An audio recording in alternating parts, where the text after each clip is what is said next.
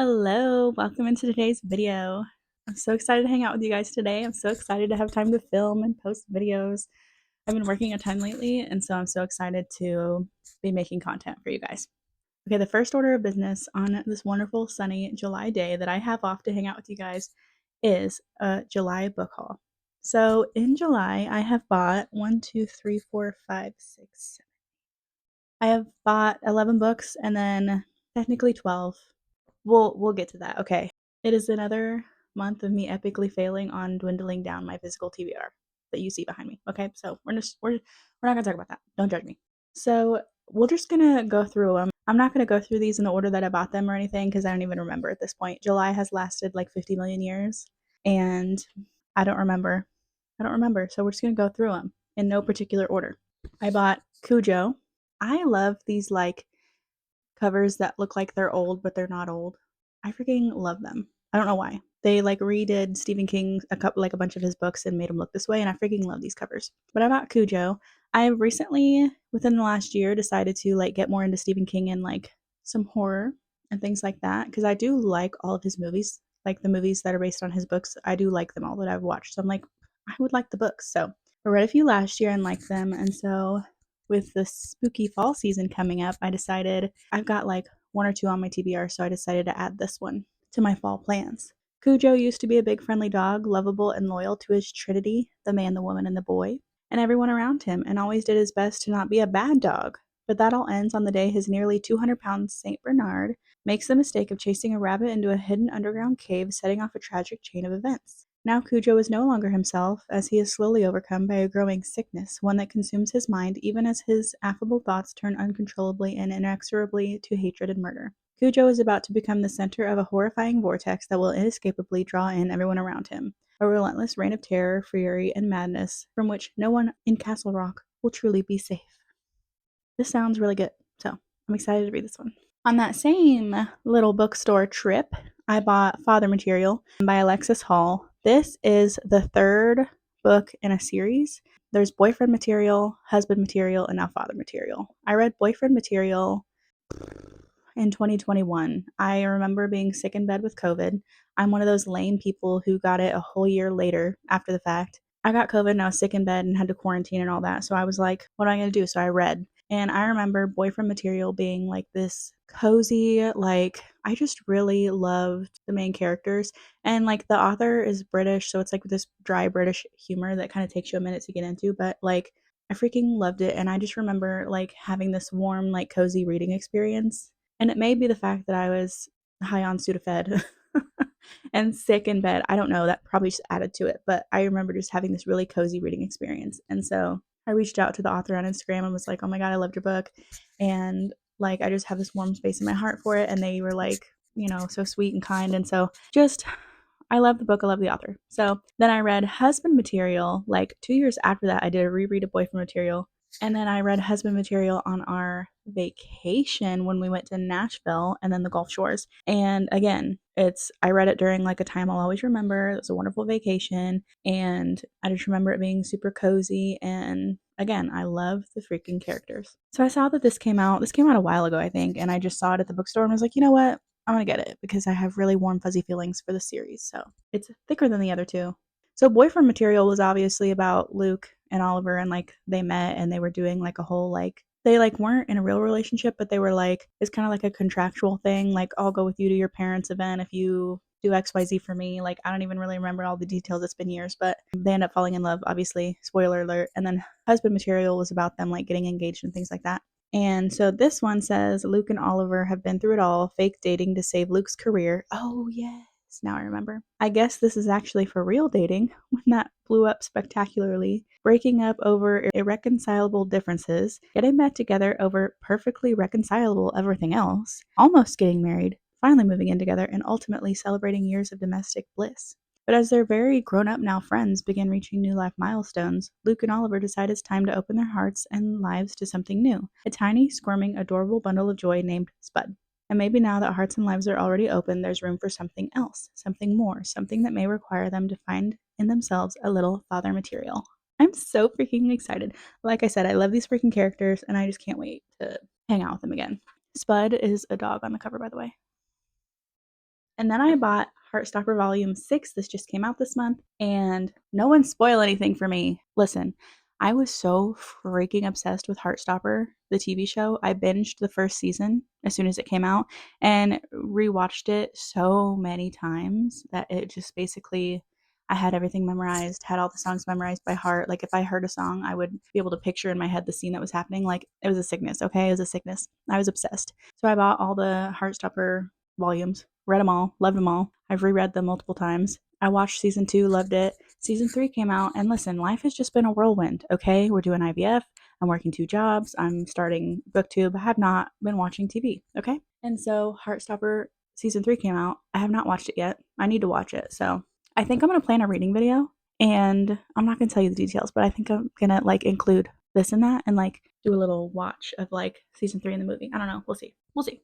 I bought volume 6, and it's about Nick and Charlie, and I've read the book Nick and Charlie, so I feel like I know what this is about. I feel like this is going to be about like their last years in high school, but I haven't spoiled it for myself. I haven't looked, I haven't read anything about it. So I freaking love Heartstopper. Love it so much. I love Alice Hoseman. Love it all. Obsessed. Okay, so I bought this. I'm gonna read it. I was gonna read it this month, but then I thought of a video idea and I don't have time to do that right now. So I think either next month or September is gonna be the month. And then I bought The Mirror of Beasts by Alexandra Bracken. On the girls' trip where I bought Cujo and Father Material, I saw the first book of this, Silver in the Bone, and the cover was gorgeous. So I just picked it up and I read the back and I was like, I have to have it. Okay. So I read it. It was good. 3 stars, 3.5. It was good enough that I wanted to finish the series.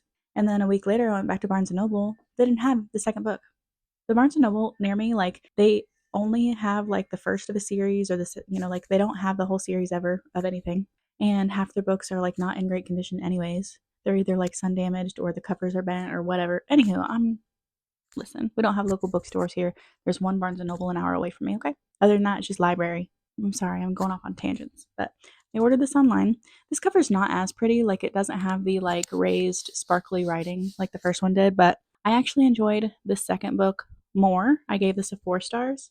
The first book was good and, like, a good setup and a good introduction to the characters and everything. But this one, like, just had me hooked the whole time. Loved it. So Tamsin, Katrina, which is spelled like Catriona, but the author said Katrina, whatever. And Neve and Alwyn are like in the current day world now instead of their little like Arthurian, I think it's called, time, like the Arthur, King Lancelot, all that. So they're like in present day time, and Emrys like betrayed them, and they're getting over that, and like all this stuff is happening. I can't really say without spoiling because it's the second book, but I did a reading vlog where I read the first book of this. If you want to go watch that and get like more details about what this is all about, and I think I read the synopsis in the last month's book haul because I bought the first book last month. So I'm not going to go into details about this, but this is the second book in the duology, and I really enjoyed it. I've already read it 4 stars, but I bought this. Do you like how I'm just like word vomiting on you today? I'm so excited to hang out with you. And then I bought Facing Leeward by JJ Mulder. I just posted a reading vlog where I read this and you get my thoughts. I'm obsessed. 5 stars, okay? But I read the first book like a month or two ago and had to have the second book, obviously. I read it on my Kindle. They are both on Kindle Unlimited. Facing Leeward, A Finest Kind of Fate. Literally all of JJ Mulder's books are on Kindle Unlimited, but they're all amazing. So I had to get a trophy copy. So I bought this. If you didn't watch my vlog, this is about Niles and Oliver. Both of them do not want to work for their fathers. Niles' dad is in construction and like does a lot of like blue collar work, and Oliver's dad is like this big businessman, and neither one of them want to do that. They both end up being in Sirens Point. Niles' whole family is there. Oliver's from the city. They both kind of want to do their own thing. They both find themselves on this boat as lobster fishermen with Shiloh, who is the main character of the first book. We met them both in the first book, so we already had like a setup of who they were, but now we're like in their heads and learning more about them, and they obviously become romantically involved. Niles has a stutter, so we get that representation. Oliver has ADHD. There's cute baby chickens. There's soup. Soup. There's a little bit of hurt comfort at the end. There's everything. This is such a comfort read, okay? This takes place in the winter, so if you want to like get a cozy like winter read by the fire vibe, this is your book. But I read it in summer, still loved it. And then had to get on my Brandy Sandy kick, and I saw this. Did I buy this on Pango? I don't remember. Either Pango or Barnes. But this is the White Sands Omnibus. You see how this is flopping in my hand? This is a heavy ass book, okay? So this is the White Sands Omnibus. I believe there's, I don't know how many books in here, maybe 3? Yeah, the 3 volumes of White Sand graphic novel together in one omnibus. On the planet of Taladane, sandmasters harness arcane powers to manipulate sand in spectacular ways. But when they are slaughtered in a sinister conspiracy, the weakest of their number, Kenton, believes he is the only survivor. With enemies closing in on all sides, Kenton forges an unlikely partnership with Chris, a mysterious traveler with secrets of her own. Graphic novel.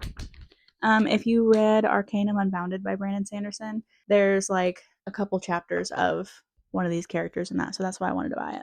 Okay, and then I also got Milk and Honey by Rupi Kaur. I've seen this around like on Amazon and things, and like I do like some poetry, and this does look like an interesting read.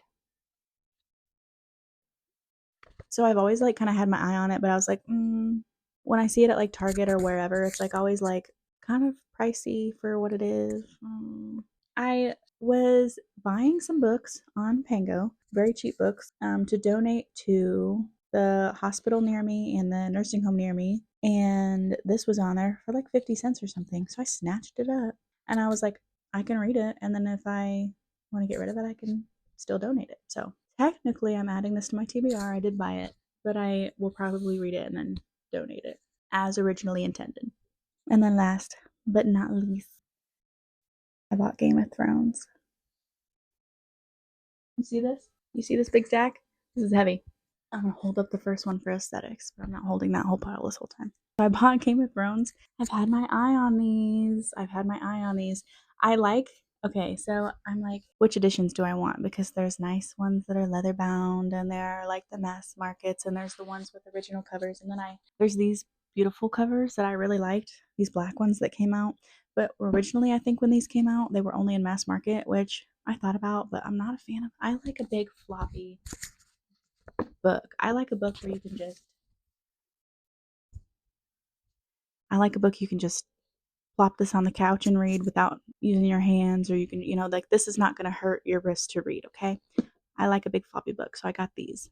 But I got all the Game of Thrones books. I've watched the whole show. I've watched them all. I already know how it ends, okay? And I know the last one's not out, but I'm having FOMO, and I really did like Game of Thrones, like the early seasons and stuff especially. So I bought them. I'll read them.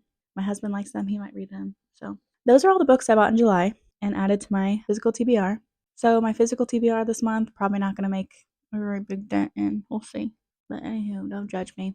Let me know in the comments below if you've read any of these, if you think I should move them like up on my priority TBR, because I'm like thinking some of them I might read like pretty soon, but I've also got some other books I really want to read. So let me know if I should move any of these up like ASAP, or if you've read any of them and what you think. But anywho, that's it for this video. Thank you so much for hanging out with me today. I'm so excited to see you guys and hang out with you. I'm so excited to have time to make content and film and edit, and I just enjoy it so much. So thanks for hanging out with me today, and let me know if you enjoyed the video. Let me know what books you bought in July, because I need to not be alone in the book buying shenanigans. Okay, so let me know what books you bought in July, and I'll see you in the next video. In the meantime, I'm sending good reading vibes and forehead kisses. Bye.